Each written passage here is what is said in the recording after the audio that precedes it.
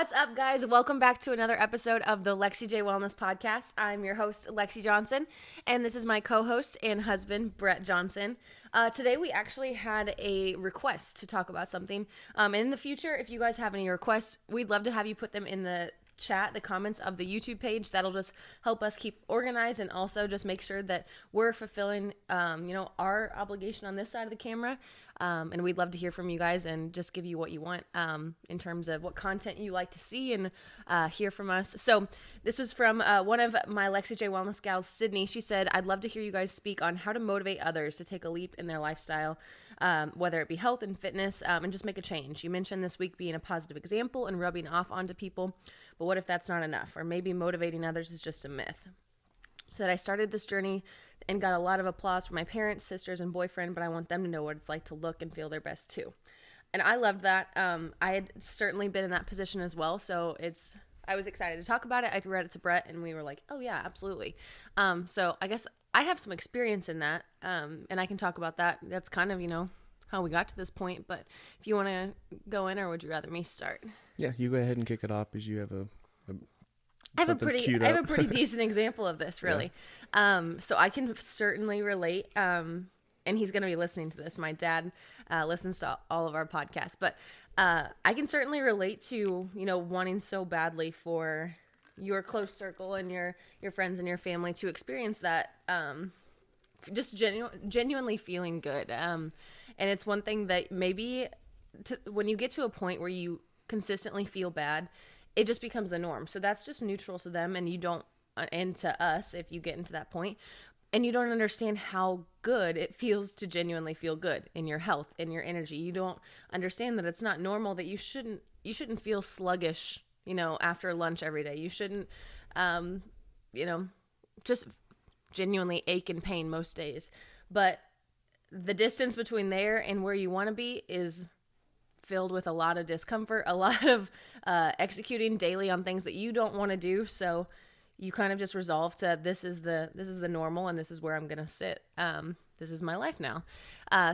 Anyway, I have been very active my entire life. It wasn't until more recently that I really started taking nutrition a lot more seriously, and that has just been a complete game changer when it comes to accomplishing a physique that I was really proud of and feeling energetic, and the awareness that comes from understanding what you're putting in your body and how that affects you, how it makes you function optimally is so cool. And that's one of my biggest takeaways. I recommend, anyone looking to make a lifestyle change, that nutrition is really where you start, because it's going to make the largest waves. But regardless, I'd been incredibly active my entire life, and conversely, my dad and one of my biggest role models growing up had not been active whatsoever. So he was very overweight. He lived a sedentary lifestyle, despite he's a fireman, a captain for a fire department. So it's a fairly laborious job. But outside of that, he was very sedentary, and it affected his health tremendously. He had 4 heart attacks, and I say had, he's still with us. But I say that because it's almost like that's a different lifestyle. Like that was a different lifetime.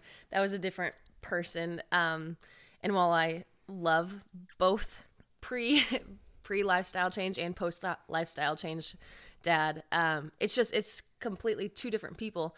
And the physical transformation is one thing, but also just seeing the difference in the way he carries himself and his confidence and the way he interacts, and the fact that he can he literally plays ball with my nieces and nephews. He's an active participant in all of our lives, which is incredibly cool. But that took forever to come about, and it took a lot of really, really hard conversations, because Sydney that requested this topic, it's one thing to lead by example and for them to clap along. That's great for you that you're prioritizing these things, and you'll get that. You certainly will. But most people don't want to make that. You can recognize that someone else is doing well, but they don't want to do what it takes to get there. Because you can also recognize all the work that it takes to get there. So it's a really tough thing, and it's a really hard place to be when you're looking at someone that you care about so much, and knowing that they could do better, and knowing that they're not living the life to the potential that they could. So it was, it was years. And this is me in high school. So I wasn't nearly, I mean, I was strong-willed, but I wasn't nearly as strong-willed as I am now and stubborn as I am now. I'd probably be a little bit more assertive with that conversation now, just having a little bit more confidence myself. But one thing about me is that when I get into that conversation and I am like incredibly passionate or, just really invested in it, if I'm not getting my point across, I'm going to cry. I hate that I get to that point, but I will cry. And that's what happened consistently. I would, spill my guts and be like, I just need you to take care of yourself. I need you to start doing these things because I care about you way too much. And then of course I would bawl. And that makes your argument so weak when you start crying. That's why I hate it. So that was it. I was in college and I was home for Thanksgiving and I decided, I'm like, okay, I can't talk to this man about making a lifestyle change seriously because I'm going to cry every freaking time. And then my argument goes out the window because he's consoling me and it never ends the way that I want. So I'm like, I'm going to write a letter. I'm going to leave it on his nightstand and then I'm going to be out of here because I'm going back to school. So leaving for Thanksgiving break, I'll just write my entire thoughts here. I won't cry. I won't be interrupted and I can leave it there for him to digest. And in this letter, I basically, explained that. I was like, I'm writing this from the room above the room you're sleeping in right now because I don't know that I can have this conversation and fully say what I want to say without breaking down or losing my gumption or whatever. So I spilled my guts and I was basically saying, like, selfishly, I need you to be here. At this point, I was dating Brett. I was pretty confident that we were going to get married. I'm like, I need you to be there to walk me down the aisle. I need you to be there for our future kids. I want to see another World Series with you. And I was listing all these things that, like, I need you to do this for me. Because you're incredibly selfless in every other aspect of your life. Like, you take care of us. You work extremely hard. But I need you to do this thing.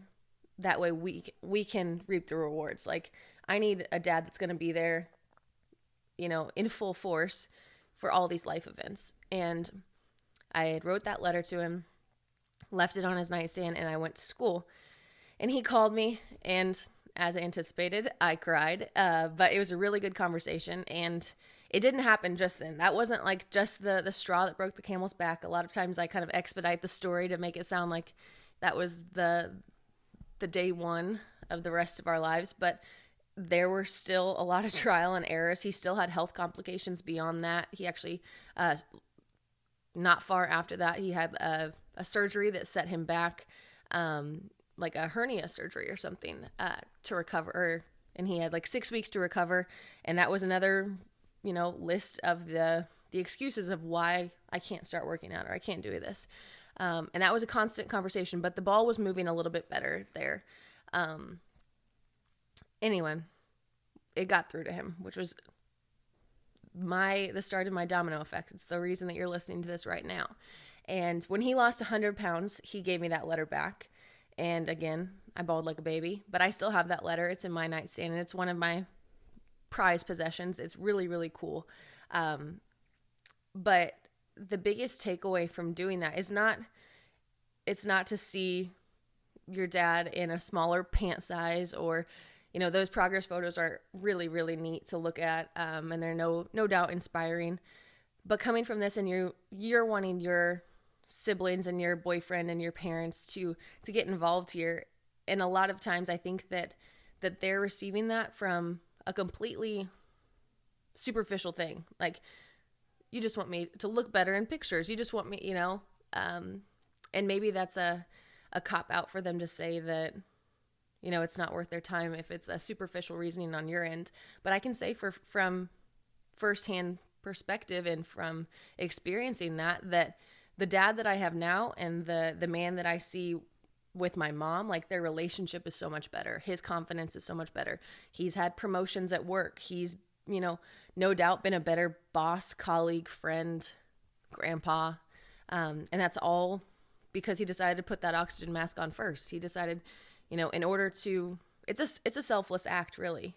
And I think that so many times the people that you're trying to get through are incredibly selfless to the point where they are depleting their resources on every front, and they think there's no way I can spread myself any thinner. There's no way that I can continue to operate the way that I am and start taking care of myself like I am the back burner. But what they don't understand is that when you really start to take care of yourself, you're reaching potentials in every other aspect. You are pushing yourself and becoming a better father, a better boss, a better employee, a better mom, teacher, friend, sister, whatever. And I think that, leading by example is the first thing that you can do, and showing them the way, know the way, go the way, show the way is one of the things that we talk about in Lexi J Wellness a lot, and just being that example. Because at first a lot of people will laugh at you, and then they'll start to notice, and then you win. And then you start to be the one that gets asked for advice and to be led or to lead. I talked for a really long time. That was a monologue. What's up? I think that what's going on? No, I was just part of the audience there. I enjoy that story. I enjoy getting to kind of reminisce that whole phase because it was awesome to see, and it was wild to see the transformation that Greg took, and what all led up to it, and ultimately, the motivation that we're, that this topic of discussion is revolving around. You inspired him, you gave him, you kind of lit a fire under him, but ultimately he had to make that decision himself. And that's hard. It's hard to really determine if you can say that you motivated somebody else, because you can motivate somebody else, but motivation is an emotion. And you're not always going to have that emotion. So, you can inspire somebody to make a change in their life, but whenever the emotion wavers, whenever it's no longer there anymore, and you're stuck with, am I going to do this or am I not going to do this? It really just comes down to that individual and the choices that they are choosing to make. And Greg made the decision himself that he was going to make a change, and he stuck to it in the long term. And that's extremely admirable, because there's a extremely small minority of people that are willing to make that sort of lifestyle change. I mean, that was an enormous lifestyle shift for him. And I know that I'm not just trying to speak on his behalf. I know that he would confirm that if he was sitting here with us. So yeah, it was extremely inspiring to watch, but it was something that he committed to, and now we get to see the results. Yeah. And it's not, I'm not being dramatic saying that there's such a great likelihood that he wouldn't be here, and had that not happened, genuinely. And that's such a scary thing. And oftentimes I'll talk to my clients. It makes me a little teary-eyed to think, because I think that in helping people make a lifestyle change, it's important for a relatability. And I can recognize that, an overweight mom who's she's spread thin, they may not relate to me, exactly. And they may not think that I can relate to them at any point, but I can certainly relate to your kids. And I know in looking at someone that you look up to and that you admire and that you care so deeply about, and seeing that they're not taking care of themselves. And I've been firsthand sitting in a hospital room and, in the lobby when the, bravest, toughest, strongest man is laying in a hospital bed, and you can't do anything about it. So when I talk to people, and when I meet a new client, or someone messages me on Instagram and they kind of tell me that story about, well, you don't understand what it's like to feel this way. And that's true, because I've had that vantage point. I'm going to do everything in my power to make sure that I personally am not in that position, but I can certainly relate to your loved ones, and I know what they're feeling right now. And I know that in you taking care of yourself, it's going to make all the difference for them. Stuff hits home. And not everything's going to be life and death like that, but the goal is to not let it get to that point. If you can if you can make a change yourself or inspire somebody else to make a change before they get to that point where it's not a life and death situation. And that's the shitty part a lot of times, is that it takes this huge life event for somebody to make a change. They have to see some, horrible thing happen, and then all of a sudden they're like, wow, this could all be taken away so fast. I need to make a change. And that the goal is to not let it get to that point to where, something horrible has to happen before you light a fire under your ass to make a change. I think it's important to note that, because the book club book for Lexi J Wellness this past month has been The Slight Edge, and there's a graphic in there, and if you've read that book, you know exactly what graph I'm talking about. And it mentions that instance of someone hitting rock bottom and being like, okay, well, something's got to change, we got to get our butt in gear. And what happens from that point over and over and over again, why you see people yo-yo often, is that you hit rock bottom, or you hit a point where you have decided enough is enough, there has to be a change, and you start implementing those small changes to start, creating that separation between you and rock bottom, and you're seeing the fruits of your labor, just in minor increments maybe, but you're no longer at that point. And once you develop a little separation, then you forget what it feels like to feel that way, and then you let off the gas. And you get to a point where you're a little bit more comfortable, you're not in that danger zone anymore, and then you let off the gas, and slowly but surely, you start creeping back to that point that they got you in that mess to begin with. If only you could understand, and I have to preface this by saying the process is nowhere linear. You're going to hit some walls, you're going to plateau, you're going to reach points that can be incredibly frustrating, but it and you are such a worthwhile endeavor that those frustrations are worth it, and they pay back in dividends if you just continue to forge forward and understand that those little things, they add up and they create momentum for you to not only get past that point of, okay, now I'm comfortable, now I'm succeeding, and now I am genuine, I'm thriving. So you have people come to you all the time, and they have a reason for why they want to start working with you. So you have, whether or not, you were perceptive of that coming into this conversation, in your opinion, just looking at it from a 10-story view, do you have more people coming to you because they felt inspired by somebody else? Or do you have more people coming to you looking for help to change their health and wellness because they identified in themselves that they needed to make a change? I think that's a really good point. And I think personally it's a combination of both. Whether a lot of times it starts out being something aesthetic, like, okay, well, the pants that I used to pull out around Thanksgiving because I needed a little extra room, now those aren't even buttoning anymore. Like, we got to make a change. Or I had someone recently say, like, they worked in childcare of some sort, or they were in contact with a bunch of kids, and that this little kid came up and patted their belly and said, "When's the baby?" And she was like, "I am not pregnant," but that was a nice wake-up call from a very kind little kid. I did that once. Gosh, kids are humbling.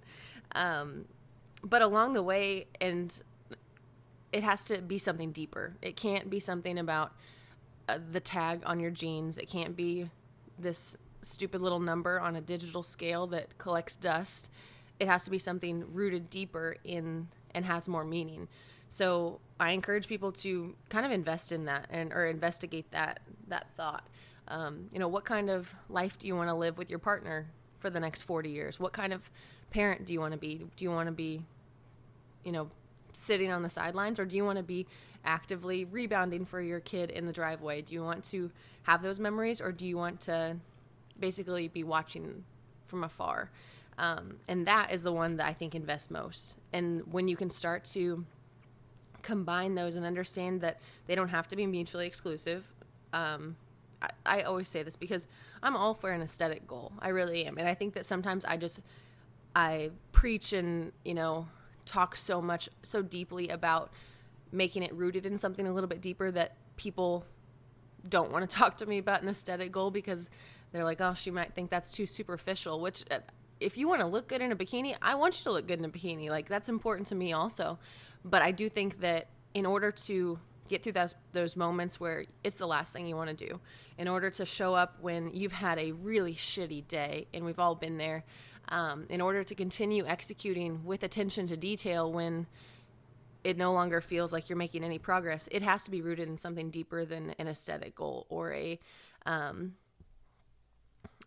short term, I've got a trip coming up in 3 months, or I've got a wedding to prepare for, I've got this. It needs to be something rooted in your identity, that I want to be a better mom. I want to be a better friend. I want to be a better wife. And understanding that when you take care of yourself physically, that all of those other things are going to be a byproduct. They're going to be benefited. And you're enriching the lives of everyone around you, it's so rewarding. Yeah. Yeah, you kind of took the words out of my mouth. I was going to say all those good things that come in your life are just a byproduct of those small changes. And you don't even realize it going into it, all the positive things that are going to happen as a result of those shifts that you make in your lifestyle, because you get a boost in confidence, and that boost in confidence means that you carry yourself differently, and your job performance is going to improve because you are no longer drifting in the middle of the day, because you don't get tired as much, and you have better conversations with people, more intentional conversations with people. I mean, it's just a huge like flywheel effect. Yeah. And it's amazing, all the different things that just start to happen. It almost seems like just this miraculous thing that just happened, but it's not. It's 100% a result of these small changes that you make that you have no idea going into it that are going to have such a huge impact on your life. And you may be listening to this thinking, okay, well, I don't have kids and I'm single and I work a 9-to-5 job that really, if I quit today, they would just plug and play someone else. So what is the point of me performing and reaching potential when I don't wear those other hats? But you are so much more influential than you realize and than you give yourself credit for. And in taking care of yourself, you are inspiring someone else. And conversely, in neglecting your health and not taking care of yourself, you are, reaffirming that it's okay to everyone around you that's watching you and that's taking note of how you operate. Because in order to dramatically change the world or change your close environment, you first have to dramatically change yourself and improve yourself. And one of the first things that I talked about in pursuing what I do and my business and just the overarching mission I have for Lexi J Wellness is that I want to create the largest, most positive domino effect. I want to impact as many lives as I can in a positive manner. And that doesn't necessarily mean that I have the most subscription members to my workouts or, working with us, nutrition. Of course, that scale is part of it. But I have the awareness, and I want everyone else also to understand that if I have one client who has 2 kids, who has a husband who teaches kindergarten, that I'm impacting so many more than just one person, because that's rubbing off on 18 kindergartners. That's rubbing off on 2 kids. That's rubbing off on a husband that's now going to go to work and continue that ripple effect. And just having that understanding that it doesn't just stop at you. Changing your life for the better doesn't stop at you. Neglecting your health and not taking care of yourself, it doesn't stop at you either. It's not just the potential of a positive impact isn't the only one that can be made. It can certainly be a negative one. Yeah. So the original question was if motivating others was a myth, because it sounds like this person has had maybe a hard time getting others to either buy into what they are trying to do, or getting, on a personal level, those people aren't receptive of what they're trying to do, or, the lifestyle change that they're making in themselves. Others are, kind of pushing back against it. And I said earlier in the podcast that you can't make a change in other people. Other people have to make changes in themselves. So motivation, again, is an emotion. And it's reminded me of that book. I haven't read it yet. I know you've read it, The Motivation Myth. I would like to read it. It just always seems like another book comes up that, that I read first. But I just going into it, my assumption is that the book obviously dives into it very deeply, but motivation itself is thought to be something that you either have or don't have. And essentially what it comes down to is, the diligence. Why are you looking at me like that? Nothing. In the choices that you make, because you are never going to have motivation 100% of the time. And I know I've said this a bunch of times and I probably sound repetitive, but it's the truth. And it's hitting on this question that we have presented to us here. This idea that somebody's born with something that you were not born with, and that's why they are succeeding and you're not. It's a total fallacy. And it's a cop out. It is. Yeah. People lean into it because it's an easy way out. Yeah. In one of my favorite books, Grit by Angela Duckworth, she talks about the difference between strivers and naturals. And she said that, if you think about a natural, then that's someone that is born with just an incredible set of skills that we could never imagine having. So if you look at Michael Jordan as a natural, Damn, I was going to use that, rather than a striver, then we can admire his success, and we can also categorize him in something different than ourselves. Because there's no point. There's no way that we could achieve that ourselves because he's a natural. He's not a striver. On the other hand, when you see a striver, and I'm not saying that Michael Jordan didn't work his ass off, because I fully believe that he did, but when you see a striver, someone that not necessarily born with any extraordinary set of skills, but they work incredibly hard, they're very diligent, and they are consistent. And this is kind of the scenario that we're talking about here, because strivers often are someone that you at one point were on the same playing field with. And this is why if you develop any sort of success, that you'll tend to feel pushback on people that you used to have relationships with, you used to be friends with, you maybe, went to high school with, or your family, or things like that, because they can recognize that you guys started at the same point. So there's no denying that it was just a matter of grit along the way, of continuing to put in the work. And that's why people push back on strivers a lot, because it really highlights the lack in someone else. It turns the mirror back on them and says, you had the opportunity to do this, and now, what's your excuse? Whereas if someone was just naturally born that way, then it's nice to admire, and we tend to put them up on a higher pedestal because it makes us feel better. Yeah. Somebody may have been, born with certain genetics that they have a predisposition to being better at something than you. Like Michael Phelps, for instance, has the body of a swimmer. Like, the guy is a genetic freak whenever it comes to swimming. But you have to know that there were literal, days on days on days of just him in an ice cold pool, getting up at the ass crack of dawn and putting himself in those positions in order to get him where he ultimately went. Yeah, that gets your foot in the door, but that doesn't seal the deal. Michael Jordan didn't make his high school basketball team, and that lit a fire in him. And because of that, I think he went home and he was throwing a pity party, and his mom basically said, or his dad, whichever, you have to do this.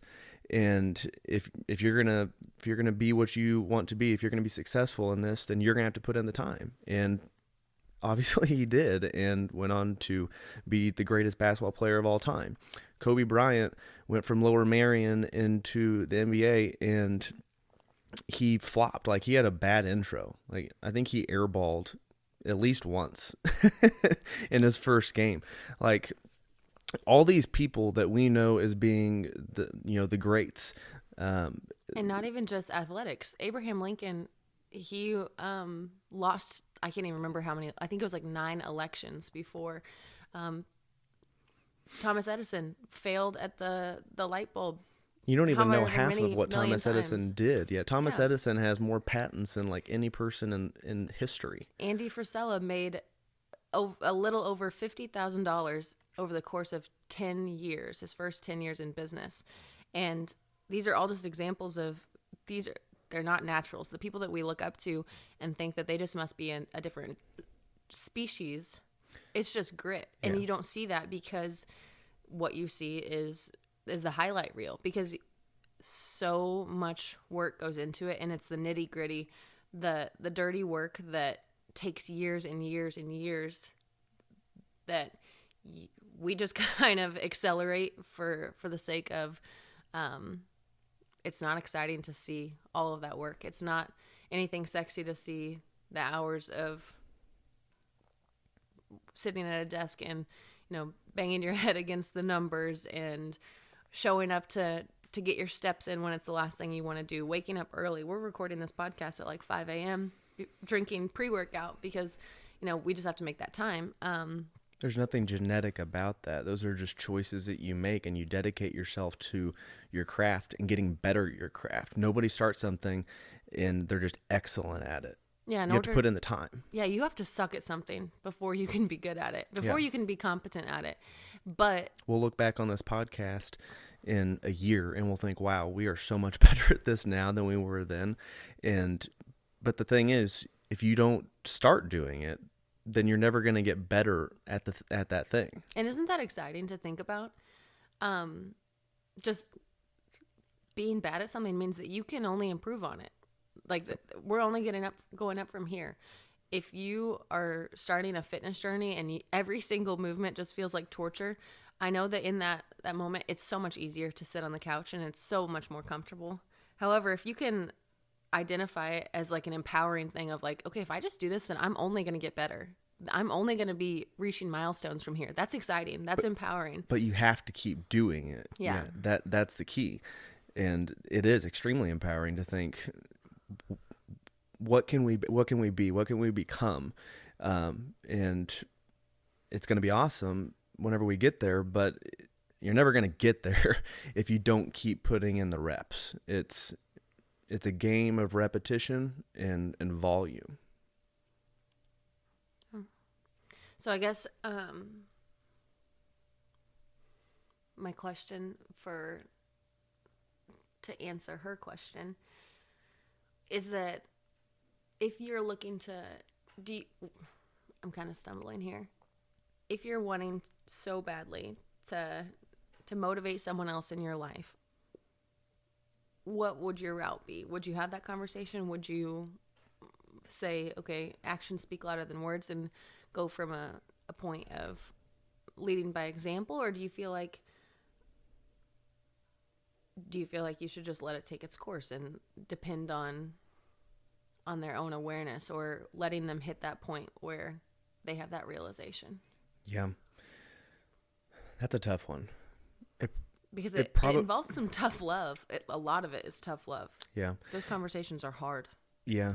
I do think face-to-face conversations ultimately are the biggest contributor to, starting that conversation. It's not going to be an immediate thing. You're not going to have a conversation with somebody and then, the light switch flips and everything changes. It may be something where, you plant a seed with a conversation, and then a year later they come back to you and say, hey, initially whenever we talked about this, I didn't really take it super seriously, but I've had time to let that marinate, and I've seen where things are going, and I don't like that, that the way that where things are headed. And, even, it's better to say something than nothing, in my opinion. Depending on how severe the situation is, if you just let something go and then something happens, you're always going to wish you had said something. Now, that doesn't make it your fault by any means. Somebody, you can't make the decision for that certain person. They have to make that themselves. If it's revolving around somebody's health, like a situation like with your dad, obviously you had a conversation, or that note, it resonated with him, and you hit on certain things that made it a real life thing. Because you mentioned us getting married, us and our future kids. Like, he may not be there for that if he if he doesn't make the change, and obviously he did, and we're here to see that. And now we have a cool story to reflect on of of somebody having true success whenever they adopted some new practices in their life. And I now, like, when you were saying that, I was just kind of taking inventory of, okay, why was that successful more so in other conversations that we had. And throughout that letter, I specifically hit on how I was impacted, because that's the only thing that I can vocalize. That's my experience. I can't say, like, you must feel horrible, you must have no energy, while all of those things I'm sure were true, he's aware of that. He knows how he feels, but he doesn't know how your life is being impacted. So maybe if you're the husband or the wife or the daughter or the friend, and you're saying, like, you not taking care of yourself, this is how I'm affected. This is how I'm worried that you're not gonna be there for me. You're not going to experience these things, and that scares me, because I can't put emotions in your mind. I can't force motivation into your life, but you can tell them how it is. And one of my good friends always says there's no such thing as hard conversations. There's just honest conversations. And being honest and saying that this is how I'm affected, this is what I'm feeling about this, and at the end of the day, you can take it or leave it, but I need to put it out there for you to hear, because I can't sit passively. Mm-hmm. Yeah, that's a good point. It may have been kind of in line with what I was thinking there, but yeah, if you give somebody else perspective from your point of view, and you explain to them, now I know that, you may not be worried about this because you just want to live your own life, but it almost sounds selfish, and it is, but yeah, I mean, if it's your parent, you do want them to be there for, to be a grandparent. You want them to be there for special moments in your life, and you only get to live once. That's, that's the whole thing. And that's such a cliche, phrase, that you only live once. But whenever you really start thinking about the reality of that situation, whenever you start thinking that every passing second, you never get that back. And at the end of your life, are you going to look back and be proud of what you did, or are you going to say that I simply existed?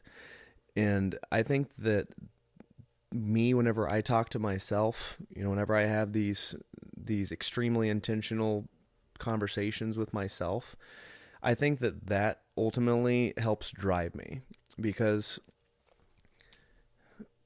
seriously, like, if you think about sitting on your deathbed at the end of your life, and you think about what you're doing right now, is that person going to be proud of what you're doing right now? And if you have that honest conversation with yourself, and you assess what you're doing right now, and if it's leading to something greater, then I think that's pretty telling right there. You're going to know pretty quick if you're on the right path. And that doesn't mean that you're doing something wrong if you're not where you want to be right now, because you have to start somewhere. If you're already started, that's awesome.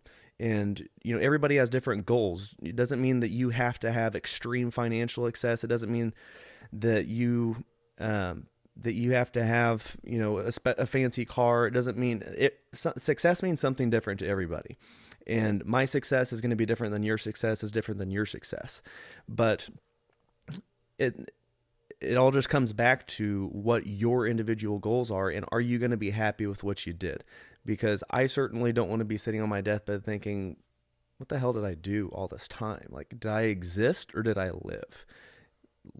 Matthew McConaughey is like, his famous thing is using the word living, but he calls it living. He takes off the G, because he says living is not a noun, it's a verb. And are you doing it? Because you can be existing or you can be living. And personally, I mean, I don't say that as cool as he says it. He's going to say it a hell of a lot cooler than I am, and he's got that swagger. But if you read his book, Green Lights, it sheds light, no pun intended, on what led to his success. And he did a lot of soul searching. If you read that book, it is wild how much soul searching he did and how long it took for him to grasp the success that he started experiencing in his career. And he started learning, what ultimately was going to make him feel whole. And at the end of his life, what he wanted to be able to look back on and say, I did this and I'm happy I did it. At the end of the day, I think in closing is that no one wants to be unsuccessful. No one wants to be miserable. No one wants to have poor health or to have, struggle with depression or finances, whatever, rock bottom you're in. No one wants to be there, but it's not the want to, it's the systems and the steps in place. And I think that we talked about that last week. So it's really hard to motivate others. And if you do motivate someone else, it's fleeting. It doesn't last. That's why it's called an emotion. It's constantly moving. But I think rooting it in something deeper and drawing it back to meaning that impacts the important people around you and how they're going to be affected is the biggest, most lasting, sustainable source of quote unquote motivation, at least that I've observed. But thank you so much for your topic contribution, Sydney. That was a good one, I think. Yeah, it's good to get some individual questions, individual feedback, things that we may not think of, that others are thinking about, and it's nice to have conversations about stuff that you guys are thinking about. Yeah, I hope that was helpful. If you guys have any topic suggestions, drop them in the comments of the YouTube video, because that's super helpful for us. If you found any value, or maybe this question resonated with you, or this topic hit home for you or someone close to you, we'd love if you shared that. That would mean the world to us. And we're fully aware of that domino effect, and it's going to extend far beyond just that one person that you reach. So if you feel like this conversation could provide some value in someone else's life, or maybe spark a thought or an emotion for them, then we'd love that. We'd love to be a part of it. So until next time, we'll talk to you guys later. Thanks, guys.